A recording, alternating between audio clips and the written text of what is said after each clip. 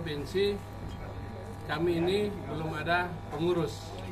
Jadi pengurus yang definitif itu usai daripada acara Munas Muswil ini baru akan dibentuk. Tapi untuk penjelasan awal bahwa rencana-rencana awal ada beberapa kabupaten yang melaksanakan pilkada untuk Sulawesi Tengah. Sementara Kabupaten Poso itu kami punya 2 kursi di sana.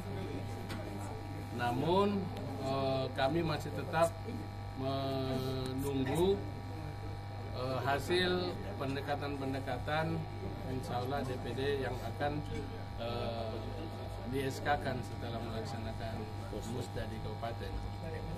Jadi insya Allah sebelum pendaftaran sudah ada kandidat kemana arah Partai Berkarya.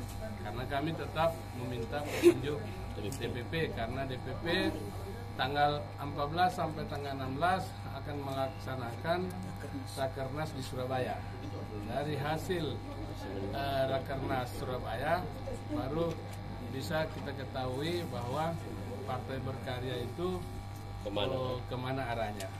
Nah, tapi bayangan-bayangan teman-teman per individu sudah ada yang mulai mengkristal, namun itu tetap kita bicarakan dalam forum rapat bersama di tingkat DPD, DPW dan DPC. Oke, Pak.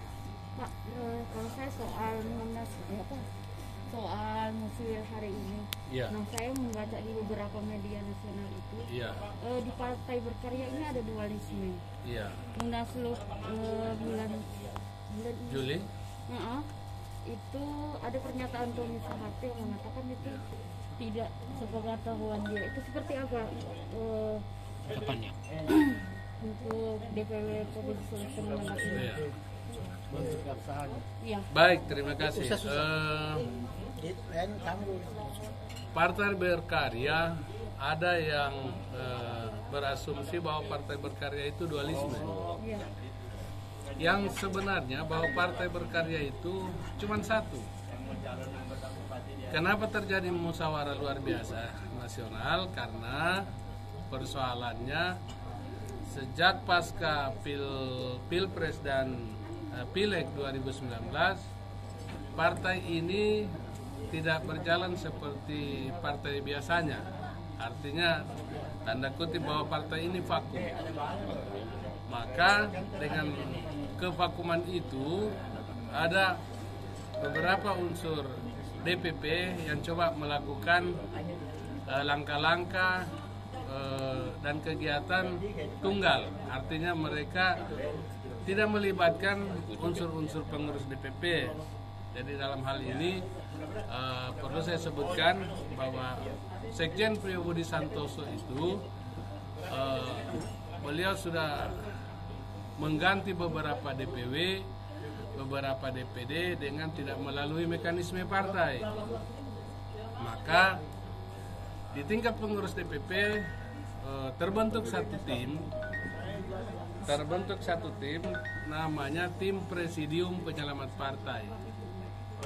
Sebelumnya Munaslup terjadi ini, Presidium telah membicarakan kepada Ketua Umum Tommy Soeharto bahwa partai ini dalam keadaan tidak normal.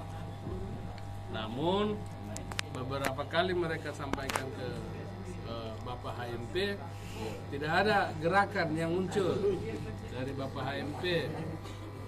Maka tim presidium ini membentuk satu wadah dari unsur Dewan Pendiri, unsur Majelis Tinggi, unsur Dewan Pakar, unsur pembina sebagian, kemudian ada unsur penasehat. Terbentuklah panitia untuk melaksanakan Munaslup. Tanggal 8 ternyata Kubu Priyobudi Santoso melaksanakan Rakernas, Rapimnas, ya, di Hotel Granadi. Sementara teman-teman presidium ini sudah mengirim undangan untuk seluruh DPD berdasarkan surat dukungan yang diminta oleh panitia Munaslup, itu akan melaksanakan Munaslup tanggal 11 dan 12. Nah, namun Munas yang dilakukan oleh kubu Priyo Budi Santoso terlaksana di Granadi, tepatnya di kantor Bapak HMP, kantor perusahaan beliau. Kami dari kubu Munaslup, kubu Presidium, tidak pernah menggubris apa yang mereka lakukan, silakan. Kami tidak keberatan. Terjadi tanggal 11-12 pada saat pelaksanaan Munaslup, tiba-tiba muncul kubu dari sebelah itu dikomandoi oleh HMP dengan PBS untuk membatalkan Munaslup, untuk membatalkan Munaslup. Mereka dikawal oleh AMPW dan Laskar Berkarya. Kami sebagai panitia dari 300 DPD yang hadir dan 30 DPW tidak melakukan pergerakan perlawanan sama sekali, karena mengingat bahwa hotel itu adalah hotel orang, milik orang, bukan milik Partai Berkarya. Yang kami hindari adalah bentrokan dan menghindari kerugian dari pihak hotel. Dengan kesepakatan panitia dan peserta, Munaslup kami mundur sampai 6 jam. Munaslup kami mundur sampai 6 jam. Kemudian kami melakukan survei lokasi untuk pelaksanaan. Dan terlaksana Munaslup mulai jam 4 sore sampai jam 12 malam sesuai dengan jadwal. Dalam proses Munaslup sudah berjalan dan sudah terlaksana, pihak-pihak sebelah tetap menganggap bahwa itu ilegal. Jadi kami hanya balikan ke mereka, kalau memang ilegal berarti Menteri Hukum dan HAM tidak akan menerbitkan SK Kemenkumhamnya. Tapi apabila itu resmi dan sah, maka Menkumham akan menerbitkan SK.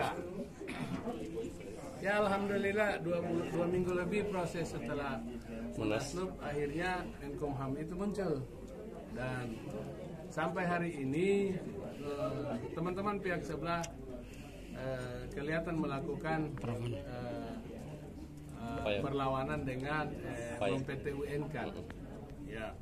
Namun dari pihak sebelah itu, setelah saya pelajari SK yang keluar, hanya ada kurang lebih 4-5 orang yang tidak masuk pengurus dari SK lama, karena kelihatan mereka adalah orang-orang Priyo Budi Santoso. Karena hal itu pihak DPP tetap mengajak pihak sebelah untuk sama-sama membesarkan partai ini. Jadi tidak ada dualisme.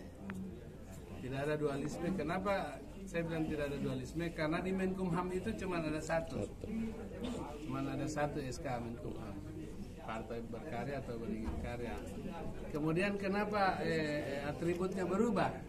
Bahwa sesuai dengan undang-undang partai politik, bahwa partai yang tidak memenuhi unsur persyaratan 4% kemarin harus merubah nama dan bisa merubah atribut. Jadi demikian penjelasan saya. Saya tambahkan tadi itu yang dualisme. Jadi kalau dikatakan dualisme pada awalnya begini, pada awalnya kan hanya satu, yaitu Partai Berkarya. Tetapi ada ketidakpuasan dari kelompok tertentu. Anda bisa bayangkan, 4 tahun sudah partai ini belum pernah ada seperti yang kita laksanakan sekarang, Muswil. Berarti kan nggak jalan. Itu indikator satu. Kemudian ketika memasuki pilkada serentak, tiba-tiba dia sibuk ini, khusus di DPP, khususnya sekjennya. Sekjen. Saya tidak tahu apa itu yang mau sibuk. Apakah karena ada rekomendasi dan sebagainya, itu Anda bisa baca. ketika ada musyawarah nasional Rapimnas, betul ada dualisme pada saat itu. Dualisme pengurus yang punya legitimit pada saat itu adalah Tommy dan Priyo Budi Santoso. Dia yang punya legitimit. Maka yang Munaslup ini termasuk dia, karena belum ada legalitas kan. Tapi berapa kali? 2 minggu ya? 2 minggu kemudian terbalik. Justru yang punya legitimit itu adalah Mudi PR dengan Picuna. Jadi secara hukum maka yang lama tidak punya legitimit lagi. Jadi tetap satu. Kalau Pak Salim menyatakan tadi kita tetap satu, betul. Ini sengaja kita pakai misalnya ini. Comeback militan HMP Utama Mandala Putra. Kenapa kita pakai? Orangnya Mandala Putra di sini ada juga hadir. Karena kita tidak ada pemecatan, Salim, ya? Jadi tidak ada pemecatan anggota. Yang ada adalah disposisi. Buktinya tadi Tommy Soeharto kan masuk di sini di hasil Munaslup. Jadi pada dasarnya nggak ada masalah. Dia tetap tunduk pada keputusan Kemenkumham, Pak? Iya betul. Siap. Pak, poin penting dari Munaslup itu bisa dijelaskan? Poin pentingnya. Poin penting dari Munaslup itu adalah ketika musyawarah luar biasa ya. Poin penting dari Munaslup itu bahwa partai ini akan dipacu untuk mengikuti pilkada dan pilpres dan pemilu 2024. Itu saja intinya, karena Presidium Penyelamat Partai Pusat itu meragukan ketika tidak dilakukan hal ini, maka dikhawatirkan 2024 partai ini sudah tidak ada, karena dengan kevakuman yang hampir 2 tahun ini tidak berjalan, maka muncul Munaslup itu saja intinya. Dan berarti Pak Ketua ini artinya tidak ada dualisme dan Tommy Mandala Putra masih tetap bagian dari keluarga Beringin Karya ini. Iya, jadi Tommy itu beliau ada di posisi Ketua Dewan Pembina di SK Menkumham yang 2020-2025. Jadi tidak ada.